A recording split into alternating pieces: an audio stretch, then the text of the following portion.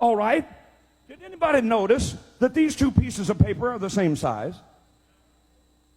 Do you notice that they have the same amount of ink on them? Do you notice that they're made out of the same virtually worthless stuff? It's paper. Did you get it? It's paper. When we create money, we have created an instrument of value that has no value of its own.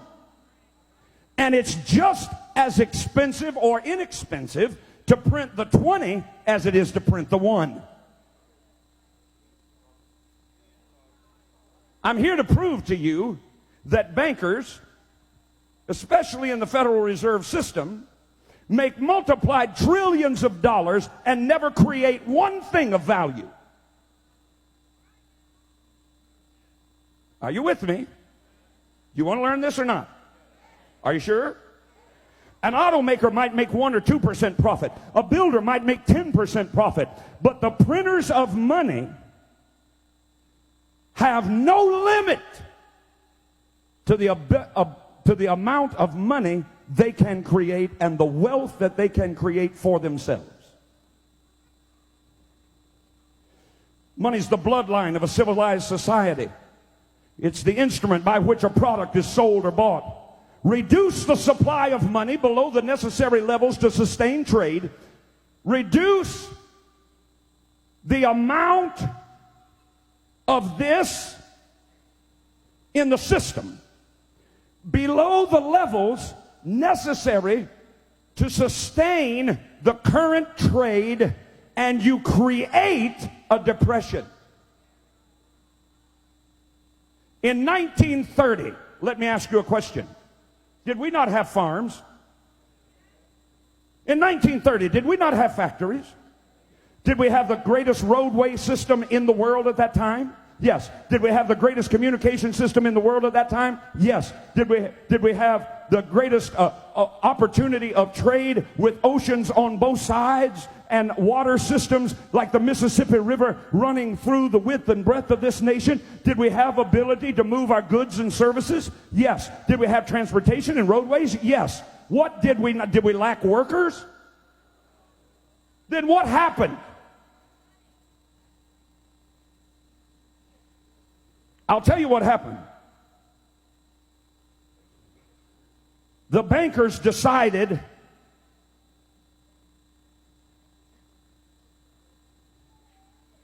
no more money for you. They got out of the stock market. I can give you the family names. They got out of the stock market the year before. Do you know all the money that was lost in the stock market as people began to sell their stocks one after the other, after the other, after the other, and stocks that were valued at $10,000 were selling for 15 cents? And then they had to make a run on the bank because the banks, the stock market had said, oh, I'll tell you what you can do. You can borrow on margin. In other words, you can buy, the economy's really good here in the late 20s. Here's what you can do. You can borrow on margin for stocks. You can buy a stock at $100 worth of stock. You can buy it for $10, and we'll lend you the other money to buy the stock, and the stock is skyrocketing, so you stand to make a great profit. What they didn't tell the American people, and what you still don't know today, is that when they did that, they also put into that legislation that they would have a 24-hour recall. In other words, however much stock you bought, it would make a lot of money, but they could call that stock in, and you would be required not only to pay for the stock, but to pay for what you borrowed at interest from them. In other words, now you got to pay the $100 that they loaned you, but they're the ones that are calling it in. So when they called it in, you didn't have the money to pay for it, so you ran to the bank. But the bank only keeps 20% money on hand. They loan the rest of it out, so only 20% of the people could get any of their money out of the bank. So the banks collapsed, the stock market collapsed, all at the whim of the bankers who decided they wanted to make the money. Watch me.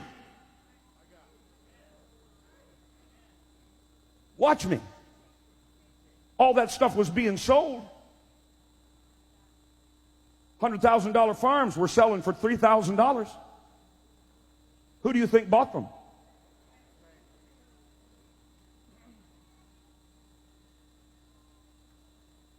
Why are you looking at me funny? You know what you're looking at? You're looking like sheep that have been led to the slaughter and didn't know it. I'm going to continue. Can I continue? We didn't lack industrial capability. If you don't believe me, I just told you what started the Great Depression. Let me tell you what ended it. World War II. And all of a sudden, the same banks that said no money for farms, no money for food, put people in soup lines, no money for commerce, no money for railroads, no money for roads, no money, no money. All of a sudden said, war? And all of a sudden, factories that were closed down began to work 3 shifts. Where'd the money come from? The same pockets that refused to give it before. Because they decide when it will be printed, how much will be printed, and how much usury or interest will be paid. Not the federal government. The federal government has no say in it, as I will prove to you. Say, debt is a devil. By the simple manipulation of a few wealthy bankers, World War II ended the Great Depression. After successive failures to convince the public of the need of a central bank by wars, these same European bankers financed both sides of the Civil War in this country. You don't even know that. Same bankers, same families, financed both sides of the Civil War. Why? They make the money.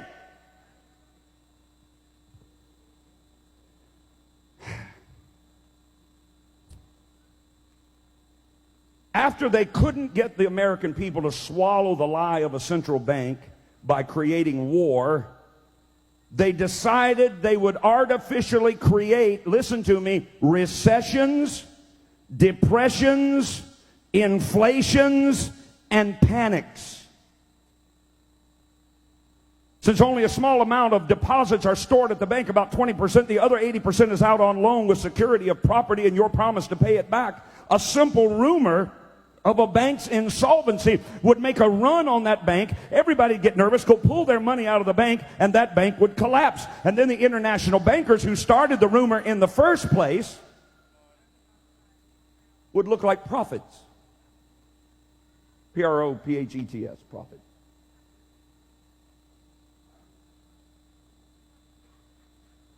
Are you hearing something you've never known? Wave your hand. If you think America ought to know, wave your other hand. All right, then don't quit on me. One of the key movers and shakers of this, let's get a central bank by making the people afraid by causing their banks to collapse. One of the key movers and shakers was a man by the name of, you might recognize it, J.P. Morgan. His father was an agent for the wealthy, you might know this name, Rothschild family. Here's a quote. The Federal Reserve. In 1869, J.P. Morgan went to London and reached an agreement for a company known as the Northern Securities that was intended to act as the international bank, as the agent for the Rothschild Company in the United States. The first major panic created by the international bankers occurred in 1893 when local bankers from around the nation were told to call in all their loans. Told by who? By these wealthy bankers. Senator Robert Owen testified before a congressional committee that the call on the banks, testified before a congressional committee that the bank he owned, this was a senator, received from the National Bankers Association what came to be known as the Panic Circular of 1893. It stated, you will at once retire 1/3 of your circulation and call in 1/2 of all your loans. Why? Because that makes the bank collapse. Why do they want to create a panic to make these banks collapse? Because these banks are under their control. They're the ones that called in the loans. Therefore, they wanted a central bank. They wanted one place to control the money and the wealth of this nation and its people as well. And they couldn't get it. So they created these panics. Listen to this. A representative of the Rothschild interests, J.P. Morgan, was preparing for the next scheduled event in the creation of America's central bank. During the early months of 1907, Morgan was in Europe for 5 months, shuttling back and forth between London and Paris, the homes of the two branches of the Rothschild banking family.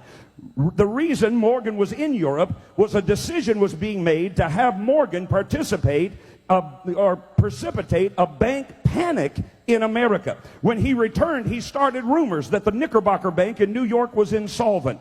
The bank's depositors became frightened because they thought that Morgan, being the best-known banker of the day, might very well be right. Their panic started a run on the bank. Morgan was right, and the panic at Knickerbocker also caused runs on other banks, and the panic of 1907 was complete. The propaganda started almost immediately that the state-chartered bankers could not be trusted anymore with the banking affairs of the nation. The need for a central bank became apparent by the panic of 1907, or at least this is how the conspiracy argued. Historian Frederick Lewis Allen, writing in Life magazine, became aware of the plot. He wrote, "Certain chroniclers have arrived at the ingenious conclusion that the Morgan interests took advantage of the unsettled conditions during the autumn of 1907 to precipitate the panic, guiding it shrewdly as it progressed so that it would kill off rival banks and consolidate the preeminence of the banks within the J.P. Morgan orbit." Woodrow Wilson, who was president of Princeton University in 1907, spoke to the American people, attempting to remove whatever blame might be placed upon the Morgan shoulders. He said, all this trouble could be averted. Now listen to this. All this trouble could be averted if we would appoint a committee of 6 or 7 public-spirited minds like J.P. Morgan to handle the affairs of the money of our nation. So Wilson wanted to hand over the affairs of the nation to the very person who had caused the panic in the first place, J.P. Morgan and 6 or 7 of his associates. Are you learning anything? Okay, let me hurry. The individual bankers. The solution, of course, a central bank. The bankers used to introduce the legislation that created the central bank was a senator from Rhode Island and maternal grandfather of the Rockefeller brothers, David Nelson et al., by the name of Nelson Aldrich. He was appointed to a National Monetary Committee and charged to make a thorough study of the financial practices before formulating bank and current and reform legislation. For 2 years, the commission toured the banking houses of Europe, learning the secrets of central banking system in Europe. Upon Aldrich's return in November of 1910, he boarded a train to Hoboken, New Jersey for a ride to Jekyll Island, Georgia. His destination was the Jekyll Island Hunt Club, which was owned by J.P. Morgan. It was here that the legislation that would give America its central bank was written. Aboard the train with Senator Aldrich, and later joining them in Georgia, were A. Piatt Andrew, the Assistant Secretary of the Treasury, Senator Nelson Aldrich, the National Monetary Commission, Frank Vanderlip, President of Kuhn and Loeb's National City Bank of New York, Henry Davidson Sr., partner of the J.P. Morgan, Charles Norton, President of J.P. Morgan's First National Bank of New York, Paul Arberg, partner in the banking house of Kuhn, Loeb and Company, and Benjamin Strong, President of J.P. Morgan's Bankers Trust Company. The railroad car that these gentlemen traveled in belonged to Senator Aldrich, and while they were aboard, they were sworn to secrecy and asked to refer to each other by first names only. One of those, Mr. Vanderlip, later went on to reveal his role in writing the bill that created the Federal Reserve System. He wrote in the Saturday Evening Post, "In 1910, I was a secretive, indeed as secretive as any conspirator. I do not feel it is any exaggeration to speak of our secret expedition to Jekyll Island as the occasion of the actual conception of what eventually became the Federal Reserve System.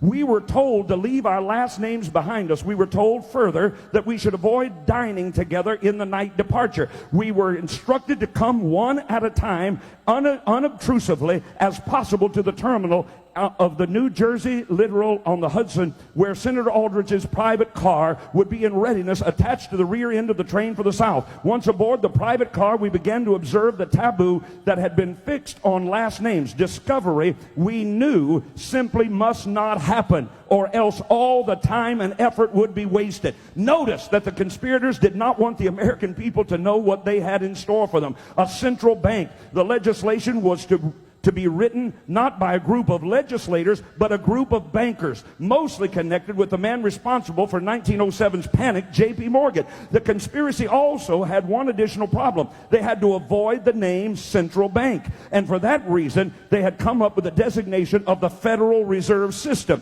It would be owned by private individuals who would draw profit from the ownership of shares and who would control the nation's issuance of money. It would have as its command the nation's entire financial resources, and it would be able to mobilize and mortgage the United States by involving the United States in major wars. The method the conspirators used to defraud the American people was to divide the Federal Reserve System into 12 districts so that the American people could not call the bank a central bank. The fact that the 12 districts had one director called the Federal Reserve Chairman apparently was not to be considered relevant. The one non-banker at Jekyll Island was Senator Nelson Aldrich, but he certainly could have qualified as a wealthy man, capable of starting his own bank. When he entered the Senate in 1881, he was worth $50,000. When he left in 1911, he was worth $30 million.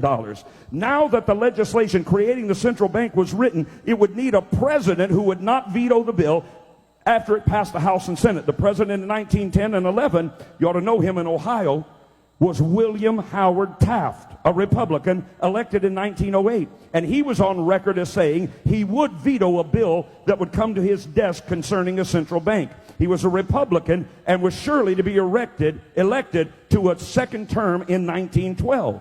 So William Howard Taft was the president, but he wouldn't go along with the scheme. So in the Republican primary, Teddy Roosevelt, anybody remember him? Teddy Roosevelt ran against Taft in the Republican primary. He was backed by this group of bankers, but he lost in the Republican primary. Listen to this. So they decided they'd have to do something about the regular election. So what did they do?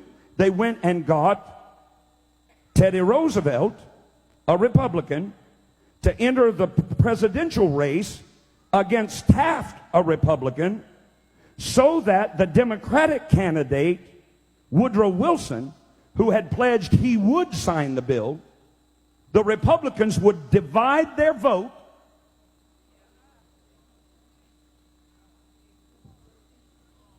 and therefore Woodrow Wilson would be elected with less than a majority vote. Couldn't beat Taft on his own.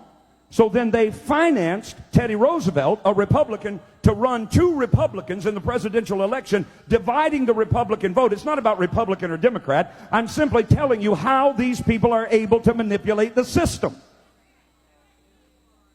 So their millions back a candidate, knowing that he's not going to be elected, so that their man can get elected because he will pass the legislation to the central bank. He was elected by less than a majority vote, and the Federal Reserve System came into being. Hello? Watch this. Here's how it works. They print it, we borrow it, and we pay them interest. This is a private company, privately held. They have to pay for postage stamps. They are that far away from the federal government.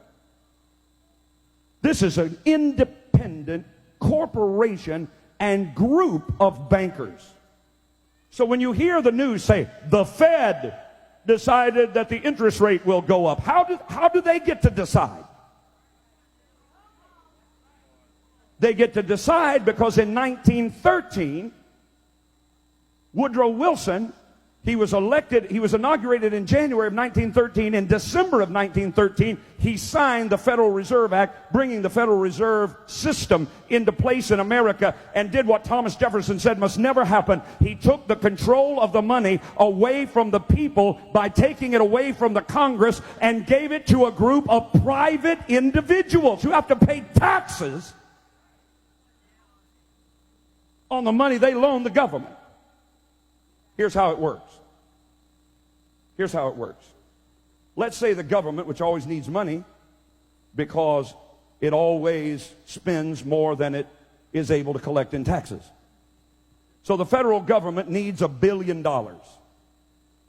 Since they gave away their ability to create the money, they have to go to the creators. The creators of the money, according to the legislation passed in 1913. Incidentally, the Federal Reserve Board has been in operation in this country since 1913. They have never been audited one time. Do you see that we've been taken captive? That's all I'm trying to... My whole point, somebody asked me, Pastor, why are you sharing that? My whole point is to let you know you're in bondage and don't know it. You're serving two masters and you don't know it. They are using you, and you don't know it. So since the government needs $1 billion, since they can't create the money, because in 1913 they gave that responsibility and they gave that authority to the Federal Reserve, they have to go to, our government has to go to the Federal Reserve and ask them for the $1 billion. Well, since the Federal Reserve is a private corporation, they're not about ready to just give their money away.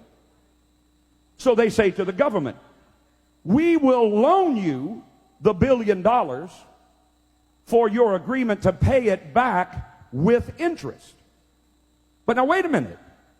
The government doesn't have the ability to create the money. The Federal Reserve creates the money. So the Federal Reserve, through legislation in Congress, not that they control it, but for the actual printing of the money, that's the only thing we have the ability to do. Congress tells the Treasury Department, the Fed will loan us $1 billion, print $1 billion in U.S. Treasury bonds. So for $1,000, they print $1 billion of bills, of bonds. Those bonds are given to the Federal Reserve, $1 billion.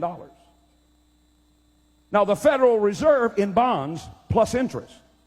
The Federal Reserve then gives the bonds to the government to pay its bills. But watch me, because you're not thinking. The government needed $1 billion.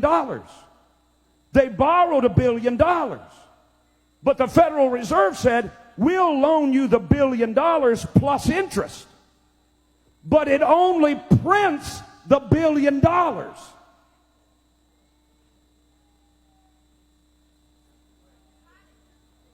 So the interest payments are never created and put into the system. So how is the government ever going to pay them back? They didn't have the $1 billion to begin with. If they didn't have the billion, then they didn't have the billion plus interest. So they get given the billion, but they can't pay the interest because the interest money was never created and put in the system. That's how it's growing $1.6 billion a day. We can't pay the interest. The money is not in the system. But what about you? Oh, it gets worse than that. It gets worse than that. Let's take that $1 billion. Legislation has been created that the Federal Reserve, having that $1 billion of Treasury bonds sitting in its belly at interest, can lend, as a result of having that $1 billion, they can lend $15 billion. Wait. Paper money. Credit. No, there's no substance. There's nothing backing it. But they can come to you and say, we will loan you $15 billion on credit because we have $1 billion that we created and had the government give back to us. Now we can loan $15 billion. That $15 billion plus the one is $16 billion in that one transaction, of which there are thousands. That one transaction where they've got $16 billion out there that people are paying them in interest that in reality the money doesn't even exist. But what does exist is your money that they take, and they take, and they take, and they take, and they take. And we wonder why bankruptcies were more in the first 3 months of 2003 than in the history of this country. Is there a reason for that? Yes, it's called credit. It's called debt. How many of you agree that's awful and that shouldn't be? They shouldn't be able to,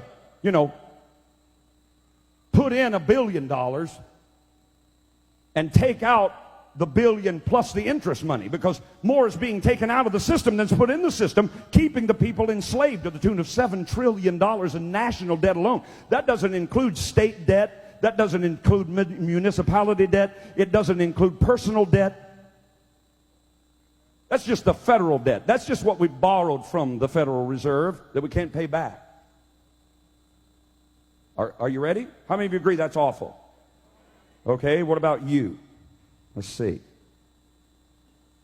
You can never get out of debt in a usury system with a built-in shortage of money. Did you hear me?